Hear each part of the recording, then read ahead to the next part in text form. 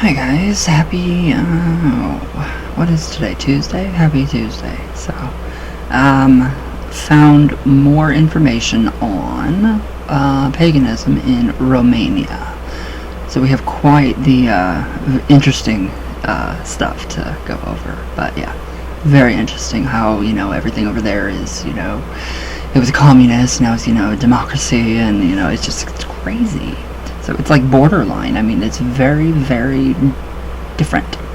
So, alright, now we have, I can't speak Romanian, so we have Zalmoxianism, which is Romanian Paganism.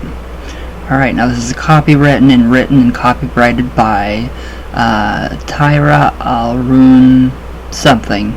It sounds like Romanian. June 2014. So basically, due to the lack of written records, little is known about the Thracians, 2000 BC to 375 AC, who settled in nowadays Bulgaria, Turkey, and Romania. Now, information may be scarce, but there's also no two sources that will agree upon who and what the Thracians were exactly, how they lived and worshipped.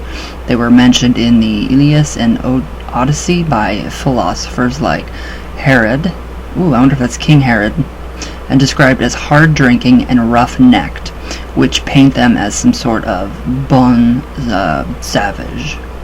So since Roman and Greek philosophers' accounts of history and other cultures are best taken with a grain of salt, it is unclear whether these depictions of them are somewhat correct, or rather misinterpretations of the actual Thracian cultures. Greek and Scythian sources mainly speak of them as people dedicated to art, just war, justice, and courage.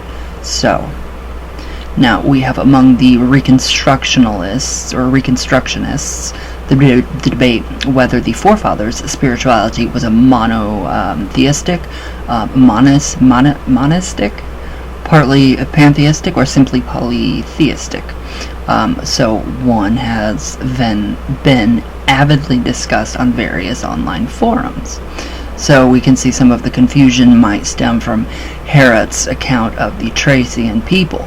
He writes that these Thracians when there's thunder and lightning, shoot arrows toward the sky, threatening the god, because they think there is no other god than theirs.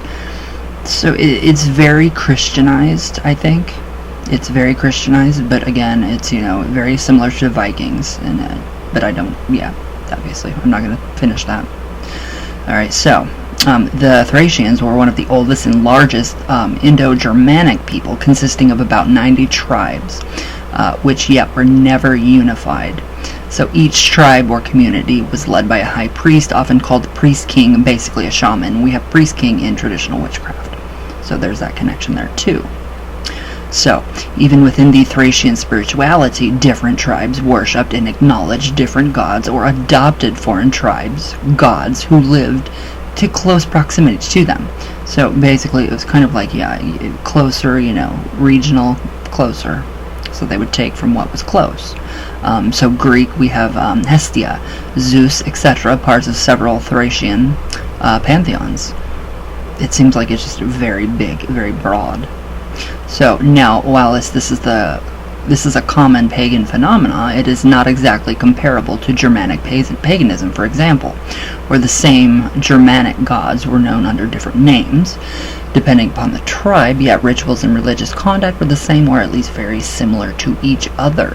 So Thracian spirituality and culture was geographically specific, just like traditional witchcraft, and there were only marginal overlaps. So this is one reason it is so hard to paint a complete and reliable picture of the Thracian belief.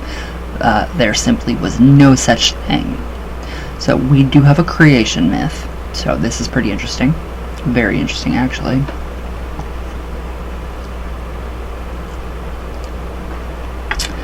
The Dacian people. That is what that is what somebody told me to research. Actually, the Dacian people. I don't know if I'm saying that right either. So, Nadia, if you watch this, I'm sorry. All right, now the creation myth of the Thrashians, southern Carpathians speak of an impenetrable darkness and its oceans from which a god emerged. First, there was a worm and a butterfly both floating on the ocean. The butterfly, madly and desperately batting its wings, rose from the ocean, whilst the worm remained trapped. Now when the butterfly was first transfigured into a handsome young man, and shortly after into a god, the worm became kind of a devil. So, it's a bottom dweller. So this further illustrates the Thracian belief of a life of struggle, perseverance, self-sufficiency, and justice, even further. So from the butterfly, mankind descends, and once they fall, sin, do evil, etc., they lose their wings and regress to the worm state. So life is all about maintaining their wings. In most creation myths, there was a void or chaos in the beginning, without any mention of any creature or being, as in the early Thracian tale, though. So that is literally, I mean, it's interesting. I mean, it's very interesting. So, alright, where'd I go? So this reminds of the Babylonian Enuma Elish and other Mesopotamian and Zoroastrian creation myths, in which pantheism and monism played a role. Now Zoroasterism, Arium was also a worm in the dark, and even in the Finnish Yrgic Felvi scriptures, so which were influenced by the Persians. Now the original evil entered this world in the form of a worm, a lower being without common sense, slave to its animal desires, while the true God was depicted as pure light, or a winged creature representing light, everything good, pure, and free from human boundaries, which would be the body. So, interestingly, the Thracians did not only have contact with the Persians, today's Iranians, but were ruled by them for a while, which might explain the similarities in creation myth. I mean, it's crazy. It just goes on and on and on. So, now, amongst the Thracians were the Getae and the Dacians, who reside in the area around today's Romania and Moldova, with their own distinctive pantheons and cultures. Now, Gebelezes was one of the main gods of the Indo-Germanic Getae, the god of thunder and lightning, often depicted with a spear, lightning, or arch in his hand, facing or battling a snake. So it is not only this, but also his bushy large beard and bright red hair that remind of another god of thunder, which would be Germanic Thor. So, Gebelezes, also called Derzis, or simply the Thracian Knight, can be found in Macedonian mythology as well as the Greek one, where this name was Zeus. Now, on a side note, the main god of the Saxons, Saxnot, aka Tyre,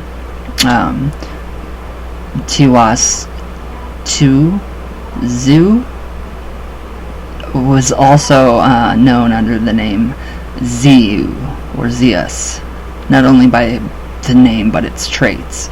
He did remind of Zeus. So that's really interesting.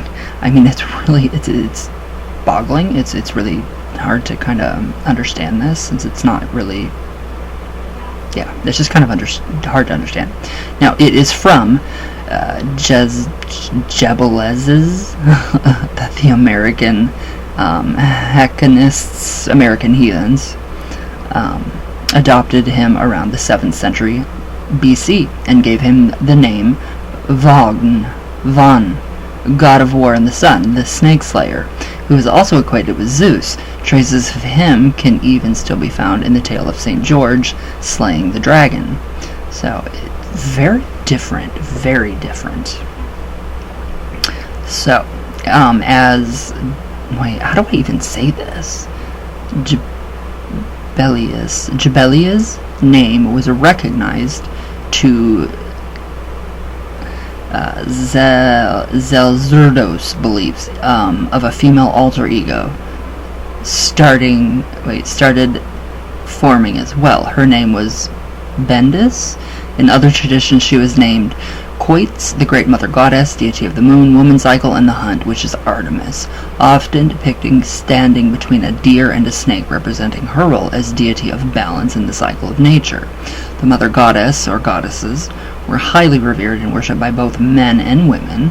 Now it comes to no surprise that although the cultural roles of men and women were clearly defined, spiritually they had the same rights and freedoms. This is honestly confusing me. So, I mean, this is to me, this is very confusing. So, trying my best here. So, the Thracian, Phrygian, Zabayos, the king, rather shaman, or the horseman, possessed traits of Wotan, especially in his regard to his 8-legged horse Sleipnir, and the fact that he was linked to the underworld in the realm of the dead. Now, although Jabalis and Zalmoxis are often equated, Sabazios and Zalmoxis appear to have more commonalities. There are just a few random examples on how wait a minute. I don't speak Romanian, and I wish I could. So these just as a few examples of how complex, interwoven, and yet distinctive from each other the Thracian gods within their subcultures and traditions were. One thing. This is confusing. I mean, this is really confusing. It gives you really good information on Romanian paganism, but wow. I mean, it is really interesting. So that is that is just the beginning of this. So we have one thing that most all scholarly sources agree upon, and even the Kantakuros online folks, is that Zalmoxis was the high god of the Dacians and most of their sub-tribes. So, now it is unclear whether Zalmoxis was a man, namely a slave of Pythagoras, who then was elevated into godhood or not. So we only know that he was and is worshipped as a god, albeit with condition man-god, which might just as well be described as the role of god of mankind, the main god, all-father figure. However, his followers believed that they would join their god in the afterlife for eternal pleasures after a hard-working life striving for justice. To ensure this, they sent a messenger to him every 4 years, meaning a human sacrifice, which is not done today at all. So to be chosen as a sacrifice was considered an honor. This Easter eggs big time. I see where Roberto for Sabrina got some ideas too. So I mean, this is just crazy. So to be chosen as a sacrifice, it was considered to be an honor. Now whether the sacrifices or the victims agreed, we'll never know. So the sacrifice was chosen by a lottery. And he or she was then immediately cast high into the air and onto 3 sharp spears. So, alright, so we have Vlad. We can make that connection with Vlad to the spears, the impalement, which is very strange. Alright. Now, needless to say, the victims did not die instantly in most cases and were visited during their long, painful hours of slow but certain death by family who cheered them on or asked them to deliver messages to Zalmoxis. In some cases, however, the sacrifice did not die. This was considered to be proof that the sacrifice was unworthy, that he or she had lived a life in vain, one of evil or sin. The concept of good and evil was deeply embedded in the Thracian mindset. So, once a sacrifice lived, another one was chosen instantly.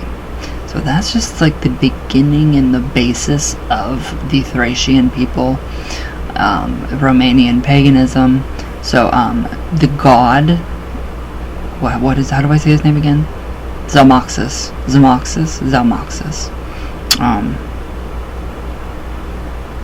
yeah, he was just really, Zalmoxis was just really interesting. So it's very comparable to the Christian God, because he gave commandments to his people that resemble the 10 Commandments, which is very strange. And if you look on Google, or if you look on YouTube, the Dacian people or the Thrashian people, and you actually hear this man from Romania talk about his faith and his religion, it's just basically a mix. So it's very mixed, very much so. But yeah, everything, I mean, it's just very, very interesting. I mean, this is just too much. I'm in over my head, obviously, with the Thracian and the Romanian paganism, so I'm going to stop for here. And yes, that is it for today with that, because I am just like, wow, I can't do that. But yeah. Now, Nadia Comaneci, yes, she's my family, she's my relative. We have discussed that already. She is the famous gymnast. So yeah, I kind of, I really, I actually, I don't know why I'm fanboying over, a tweet that she liked of mine. Maybe because it's like, oh, okay, she recognized me, and I said, hi, cousin. And then, I sent her some stuff in Romanian, and yeah, I just think it would be amazing to actually, pick her mind about what is going on in Romania in regards to witchcraft and paganism, and just, what she has experienced there as a little girl. I would love that, but it's really amazing. And in Nadia, if you watch this at all, I have a very good friend, and her name, I won't say her name right now, I can't direct message you, but she loves you. She absolutely finds you to be her idol. She used to, when she was little, dance around the couch cushions and everything, pretending to be you. She wanted to be you. So, just throwing that out there, because you are very, very loved by a lot of people that I did not know. So, I didn't know that you were, your status. I did not know that you were, I knew you were a gymnast, the gymnast. And I just think it's amazing. It's really amazing. And if you catch it, Nadia, you were with Trisha Yearwood on her show, teaching her how to try to, do the balancing beam, and I thought that was amazing. So, but yeah, I just trying to research my heritage, my history, what I'm made up of, and a lot. So, I will do more, but, so yes, well, that's it for today, guys. So, very different, well, I can say this in Romanian, "Mă te iubesc," which means I love you very much, to all of you. So, all of my love, all the way from Venus, always transmitting from Venus, all the way back down. Again, I love you all, and "Mă te iubesc." And everybody, please be safe, stay healthy, wear your mask and go outside. I love you guys very much. And yeah, if you guys know anything else about Romanian paganism, let me know. So, it's interesting. So, I love you all very much, and thank you guys for watching. And I'll see you guys tomorrow.